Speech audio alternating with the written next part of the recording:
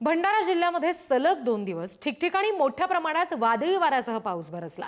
अनेक ठिकाणी शेतीचं नुकसान झालं। धान पिकं अक्षरशः जमीनदोस्त झाली आहेत। शेतामध्ये पाणी साचलेलं आहे आणि त्यामध्ये धान भिजलेल्या अवस्थेत पाहायला मिळतंय। ही दृश्य आपण बघतोय, अत्यंत विदारक परिस्थिती आहे।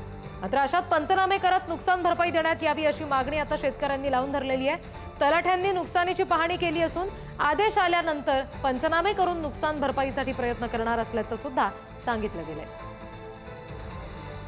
वादळी पावसासह माझ्या शेतातील पीक हे जमीनदोस्त झालेले आहेत आणि याची पाहणीकरिता मी महसूल अधिकारी खिल्लारे सर यांना भेट दिली आणि त्यांना सविस्तर माहिती सांगितली। ते माझ्या शेतापर्यंत आले आणि पाहणी केली। त्यांना म्हटलं मी की शेतातील पंचनामे करा।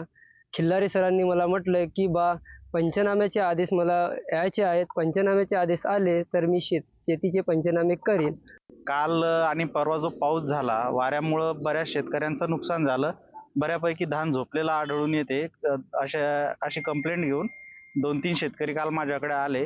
त्यांच्या मागणीनुसार मी त्यांच्या बांध्यावर जाऊन पाहिलं तर मोठ्या प्रमाणामध्ये शेतकऱ्यांचं नुकसान आढळून आलेलं आहे।